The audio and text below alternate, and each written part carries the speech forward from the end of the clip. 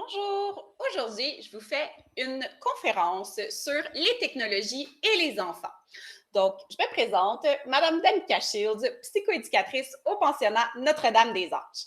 Donc, je vous partage mon PowerPoint.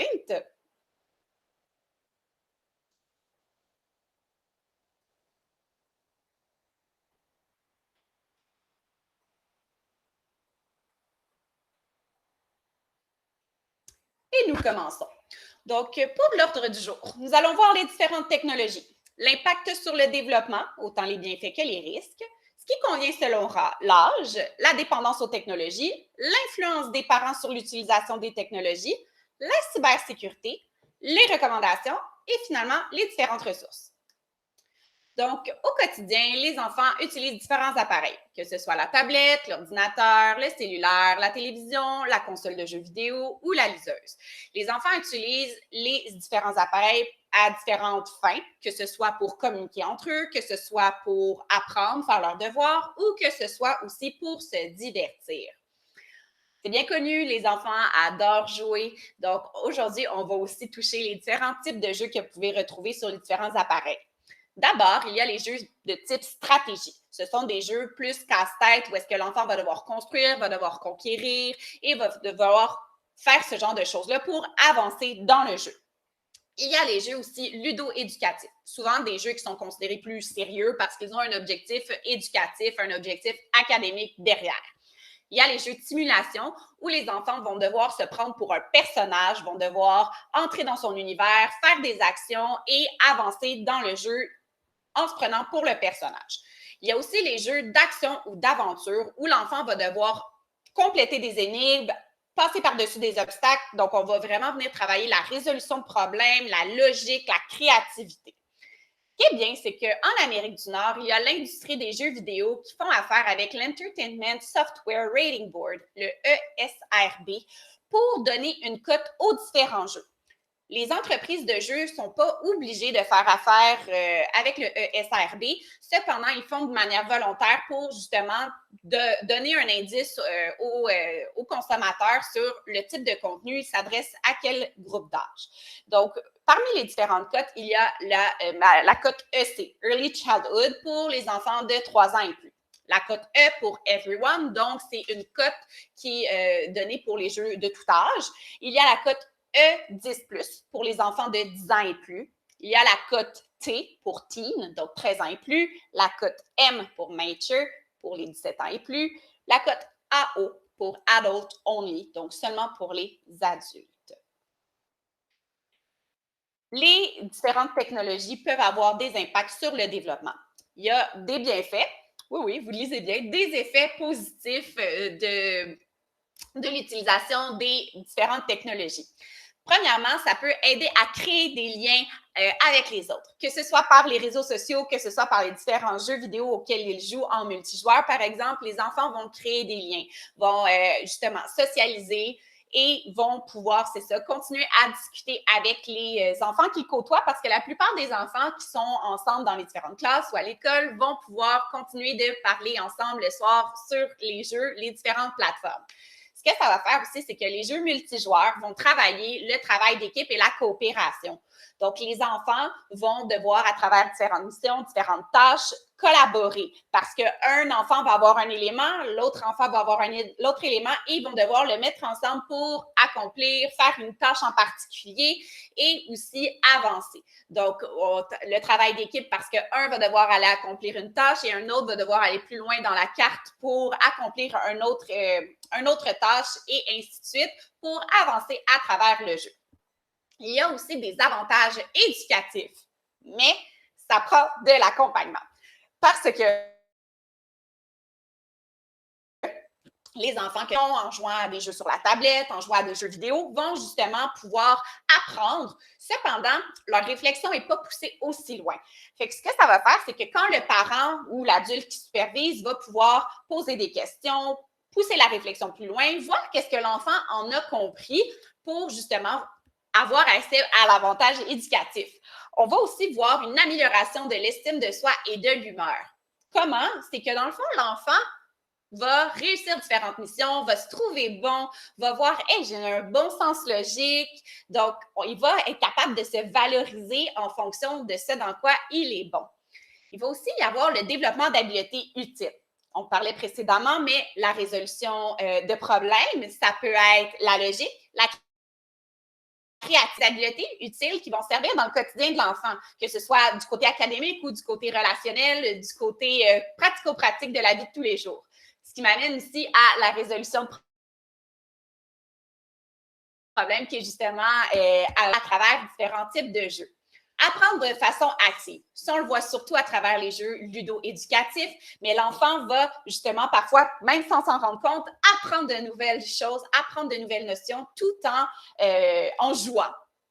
Il y a aussi des études qui montrent la persévérance et la motivation à long terme qui sont affectées de manière positive chez l'enfant en jouant à différents jeux parce que justement, il veut réussir, il voit que ça l'avance bien, donc il va persévérer, il va être motivé à continuer à avancer dans son jeu. Il y a aussi, par exemple, des impacts négatifs sur le développement. Donc, ce qui peut arriver, c'est qu'il va y avoir une moins bonne motricité. Pourquoi? L'enfant, tout simplement, va être simplement assis, va moins bouger en étant sur ses appareils que s'il jouait dehors, que s'il faisait du découpage, s'il faisait du bricolage ou s'il était en train de grimper sur un arbre. Donc, c'est sûr qu'il y a de moins bonnes capacités motrices pour un enfant qui utilise beaucoup les appareils technologiques. Faible habileté sociale. Les enfants qui, souvent, sont sans surveillance peuvent, à travers les différents clavardages ou les différentes manières de communiquer dans les jeux, dans les réseaux sociaux aussi, avoir de moins bonnes habiletés sociales parce qu'ils ne sont pas surveillés. Et ce que ça va faire, c'est qu'un enfant qui, justement, utilise de moins bonnes habiletés sociales peut cristalliser ce genre de comportement et ce n'est pas désiré. Il va soit parfois insulter, mal répondre ou utiliser du langage inapproprié dans ces différentes réponses, que ce soit par le clavardage, que ce soit par les réseaux sociaux ou si parfois ils parlent à travers leur casque. Donc, ça peut être dans ce genre de lancée-là. Capacité cognitive moins élevée. On voit qu'il y a un impact négatif sur la mémoire à court terme, le développement du langage puis la capacité de lecture. Il peut aussi y avoir un mauvais contrôle des émotions. Encore là, souvent pour les enfants qui ne sont pas supervisés, les enfants peuvent perdre le contrôle, se laisser emporter par la colère et à ce moment-là, un mauvais contrôle des émotions peut amener des comportements inadéquats. Donc, le fait d'être supervisé, c'est que ça l'aide à l'enfant à justement prendre un certain contrôle sur ses émotions puis d'être capable de se ramener au calme. Il faut savoir que tout ce qui est au niveau du contrôle des émotions, ça se passe dans le cortex préfrontal et ça, c'est vers l'âge de 20 ans environ que ça se développe de manière complètement mature.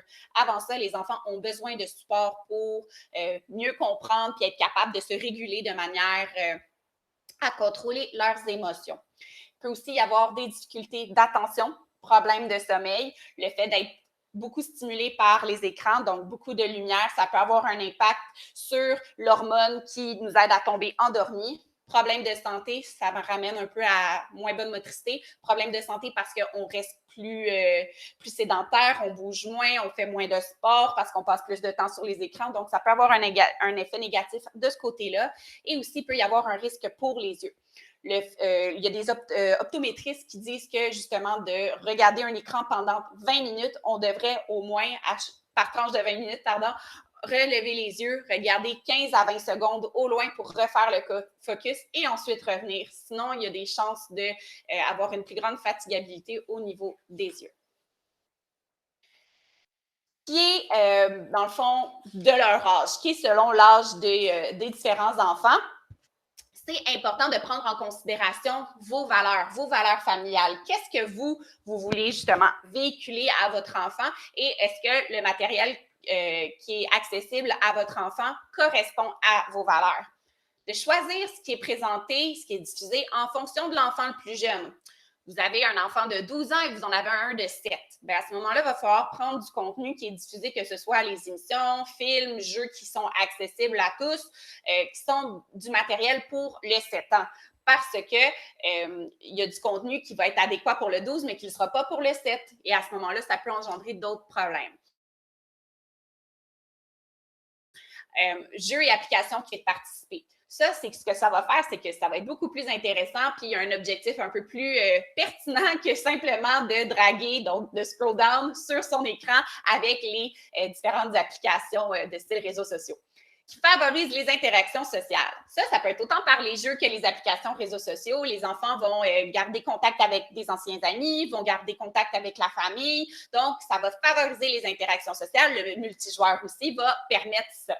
De tester avant de laisser son enfant jouer. Comme on le disait plus tôt, le ESRB, oui, aide à justement donner une cote aux différents jeux. Cependant, c'est pas tout le monde qui le fait, c'est pas toutes les compagnies de jeux qui le font. Et aussi, c'est qu'il y a des jeux qui sont plus libres ou est-ce qu'il y a des gens qui vont rajouter ou enlever du contenu, puis à ce moment-là, il peut y avoir des choses qui sont inadéquates pour les enfants.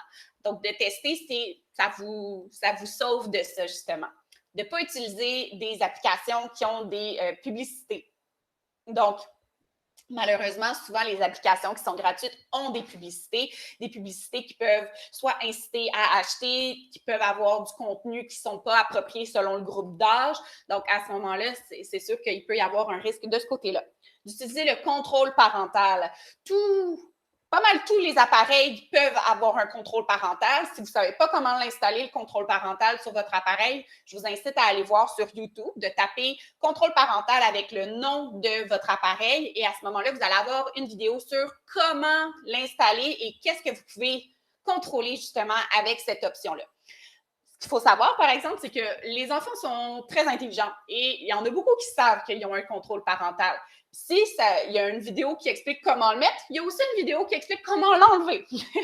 Donc, il faut faire attention à ça parce que parfois, il y a des enfants qui peuvent justement, à notre insu, enlever le contrôle parental et avoir accès à des choses qui sont inadéquates pour eux.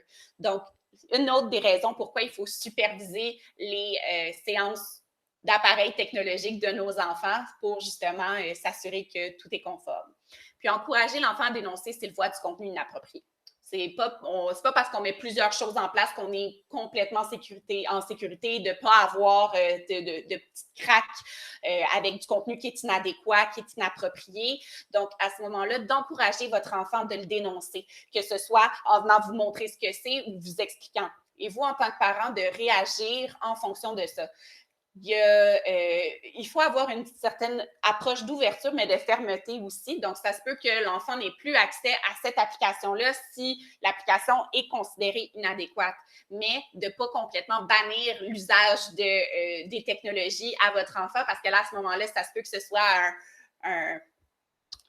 une réaction inverse, c'est que là, votre enfant, au lieu de dénoncer, bien, il va tout vous cacher parce qu'il a peur de se faire retirer son accès aux appareils technologiques.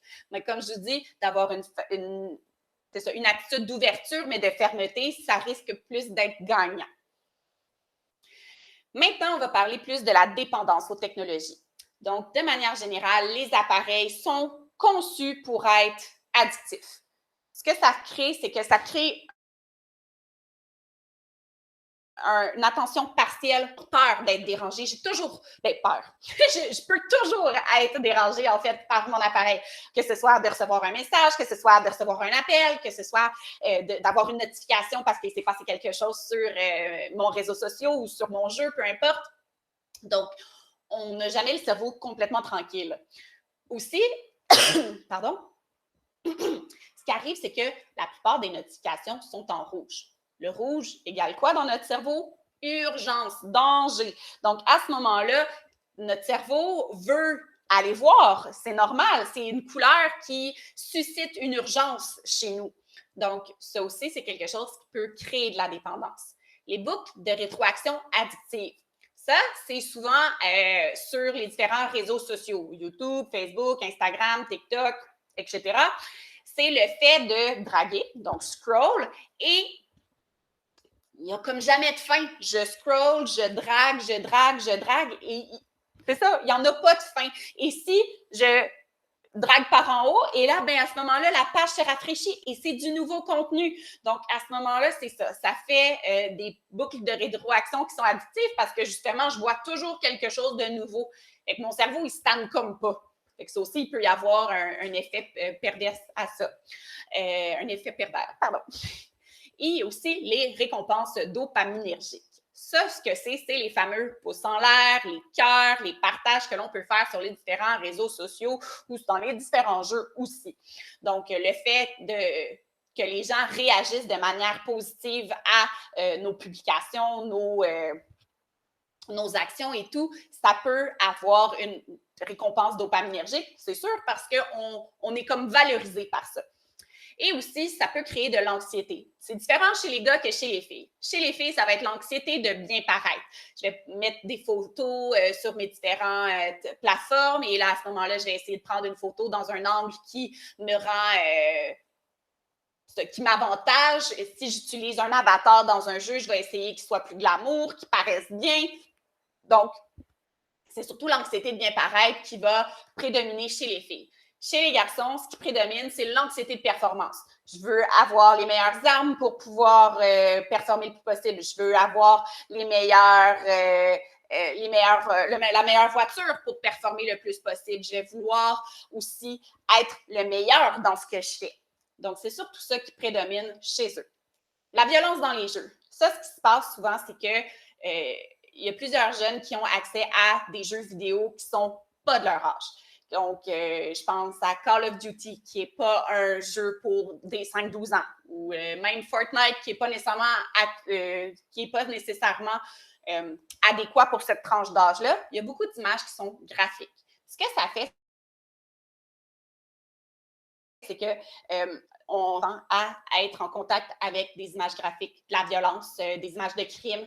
Donc, ce que ça fait, c'est que, heureusement, ça n'augmente pas la violence chez les enfants, mais ça réduit leur réaction face à ce genre d'image-là.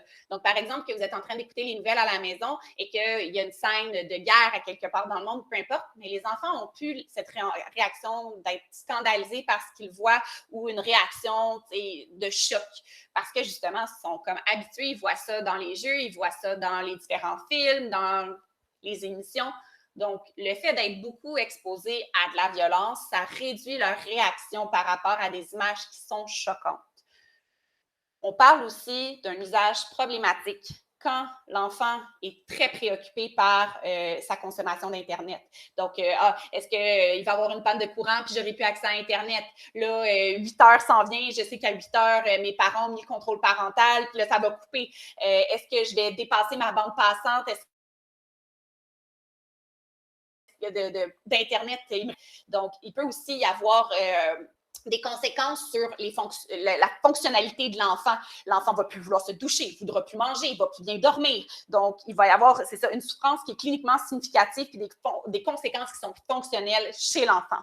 Là, à ce moment-là, on parle vraiment de dépendance aux technologies. L'influence des parents sur l'utilisation des technologies. Les enfants apprennent beaucoup par l'exemple. On est, en tant qu'adulte, exposé à plusieurs appareils technologiques, que ce soit pour le travail, que ce soit pour notre usage personnel. Donc, ce qui peut se passer, c'est qu'il y a beaucoup d'interruptions, des interactions pour regarder son appareil. Vous revenez de l'école avec votre enfant vous raconte sa journée. Ah! Une petite notification, je reçois un courriel de mon employeur. Ah, il faut que je regarde. Donc là, on regarde. Mais pendant ce temps-là, on coupe les interactions avec notre enfant. Là, ça, ce que ça peut faire à long terme, c'est développer une certaine hypersensibilité, de l'hyperactivité, une attitude colérique, puis une tendance à se chigner. Ce que ça peut faire, c'est que ça va affecter la relation qu'on peut avoir avec notre enfant. Les parents qui ont des enfants qui ont des comportements dérangeants ont souvent tendance à se retirer puis à utiliser leurs appareils pour évacuer le stress et tasser les comportements dérangeants de l'enfant. Sauf que de manière consciente ou inconsciente, l'enfant le sait. Puis ça, souvent, ça va justement avoir un problème là, de sans fin avec justement l'hyperactivité, l'attitude colérique, etc. Parce que justement, on ne répond pas aux besoins de l'enfant, on est concentré sur notre téléphone. Donc, au lieu de répondre aux besoins de l'enfant, c'est ça, on le tasse puis on le laisse tomber. C'est comme si notre appareil était plus important que lui. Ce que ça crée aussi, c'est que ça crée une moins bonne relation avec l'enfant. Donc, la relation parent-enfant peut être fortement affectée par ça. Puis aussi, il y a des études qui montrent comme quoi les parents réagissent de manière différente quand ils sont avec leur téléphone ou avec leur appareil dans les mains que quand ils ne sont pas avec leur appareil dans les mains. plus d'irritabilité, plus d'impatience, des réponses plus bêtes ou secs. Donc, ça aussi, ça peut encore, comme je le disais précédemment, avoir un impact sur la relation parent-enfant. Ce que ça m'amène à vous dire aussi, c'est qu'en tant que parent, c'est important de se faire une petite introspection puis de dire, est-ce que ça m'arrive de faire ça? Ça ne veut pas dire que vous allez devoir complètement arrêter tout ça. C'est difficile, ça, j'en suis complètement consciente. Sauf que d'avoir une petite introspection puis de voir, en tant que parent, est-ce que je suis capable de justement laisser mon téléphone de côté plus souvent pour avoir une qualité d'interaction avec mon enfant, puis d'être capable de répondre à son besoin. Justement, quand un enfant a des comportements dérangeants, il y a une raison pourquoi. Donc, d'être capable de justement donner à son enfant ce dont il a besoin. On tombe maintenant dans l'aspect cybersécurité. Les enfants sont exposés à Internet, aux appareils, au quotidien, de leur naissance jusqu'à leur mort presque. Donc, c'est important de parler de cybersécurité avec eux. Que ce soit apprendre comment fonctionne Internet, de leur montrer. Et quand tu vas à Internet, c'est là, il faut que tu cliques, je ne veux pas que tu ailles là. Donc, de montrer qu'est-ce qu'on ne veut pas. Encourager son enfant à partager avec vous. Qui vous explique c'est quoi qu'il aime, c'est quoi les jeux qui l'intéressent, c'est quoi les sujets dont il aime discuter, avec qui il parle sur les réseaux sociaux. Ça aussi, ça va vous aider à avoir une certaine vigilance par rapport à ce qui se passe sur l'appareil de votre enfant. Établir une entente familiale sur les règles d'utilisation. Ça, vous n'allez peut-être pas m'aimer, mais c'est important d'essayer de ce qu'on demande aux enfants, de l'appliquer à nous aussi. Comme ça, il y a une bonne justice entre ce que l'enfant et les parents font et ça évite aussi la chicane. Ne jamais divulguer d'informations personnelles. Les enfants, ils n'ont aucune bonne raison de donner de l'information personnelle sur leurs différents appareils, que ce soit pour partager leur adresse ou quoi que ce soit. Non, ça, vous pouvez le faire d'une autre manière que sur Internet. Donc, vraiment, on essaye le plus possible de ne jamais divulguer d'informations personnelles. De toute façon, s'ils ont de l'information personnelle à partager, il faut qu'ils passent par vous et vous allez pouvoir juger cette information-là. Ne jamais accepter de rencontrer un ami virtuel en personne. Ce n'est pas une bonne idée. Souvent, il risque d'avoir des conséquences. Fait que ça aussi, c'est une raison de plus pour avoir un œil par rapport à ce que votre enfant fait sur les réseaux sociaux ou sur son appareil pour voir avec qui il parle, comment ça se passe. Puis si jamais votre enfant veut rencontrer quelqu'un en personne, bien, d'avoir un œil par rapport à ça pour superviser ce qui se passe. Utiliser un surnom qui ne dévoile jamais rien à son sujet. Éviter de mettre son année de naissance, son adresse civique, bref, ce genre d'informations-là qui pourraient se ramasser dans un surnom Bulldog 1994, par exemple. Pas idéal. Bulldog, c'est pas très grave. Rendu là, c'est juste le chien que j'aime, par exemple. Fait à ce moment-là, ça, c'est pas... ça dévoile pas de l'information personnelle. Installer l'appareil utilisé dans une pièce accessible pour toute la famille. Donc, on évite le plus possible de laisser les enfants aller dans leur chambre avec leurs appareils. On va essayer de les garder plus dans le salon, dans la cuisine. Même dans le sous-sol, c'est peut-être souvent moins conseillé si c'est une pièce qui est moins fréquentée par l'ensemble de la famille. Et de surveiller les activités sur Internet, d'aller voir où sont allés vos enfants sur Internet, qu'est-ce qu'ils font sur Internet, que ce soit de jeter un coup d'œil par-dessus leur épaule ou d'avoir aussi accès à leurs appareils pour voir comment ils l'ont utilisé. On tombe maintenant dans la section recommandations. Encadrer le temps d'utilisation. Vous pouvez, avec votre enfant, faire un horaire de la journée, un horaire de la semaine pour voir avec ses différentes activités, sa période de devoirs et leçons, son match de soccer, je donne des exemples comme ça, mais pour visualiser quand est-ce que je peux utiliser les appareils électroniques, quand est-ce que je peux justement jouer à mes jeux vidéo, etc.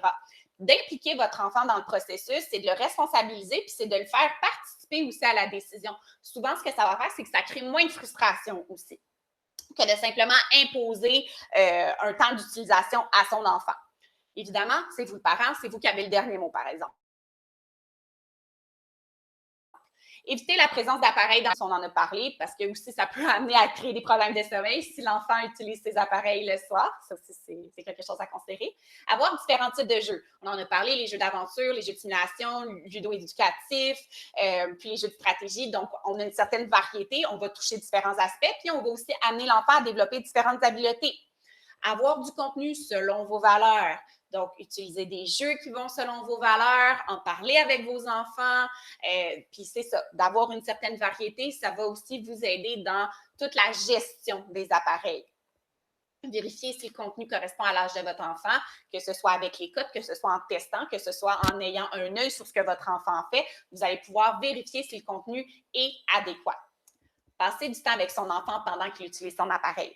Intéressez-vous à ce qu'il fait, intéressez-vous à son jeu, essayez de comprendre. Ah, là, tu t'en vas dans telle zone, c'est qu'est-ce que tu vas devoir faire, c'est quoi le but de ton jeu? Ah, je vois que tu parles à telle personne sur les réseaux sociaux, c'est qui? C'est une personne de l'école. Ah, wow, la personne a mis telle photo sur les réseaux sociaux, c'est une belle photo d'elle.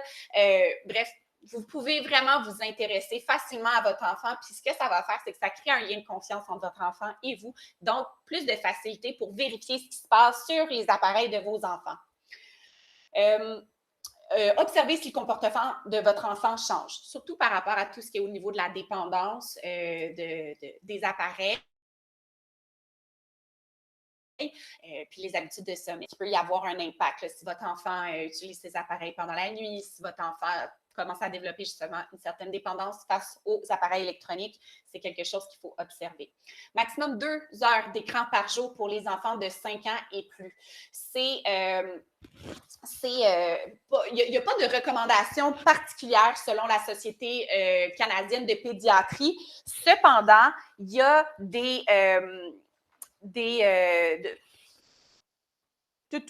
je cherche le nom, mais c'est... ah oui, c'est ça.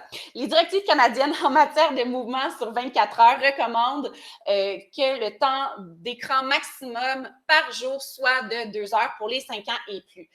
2 heures d'écran par jour, là, ça veut dire j'ai utilisé mon téléphone, j'ai écouté la télé, j'ai joué à mes jeux vidéo. Ça inclut tout ça. Ce n'est pas 2 heures d'écran par type de technologie.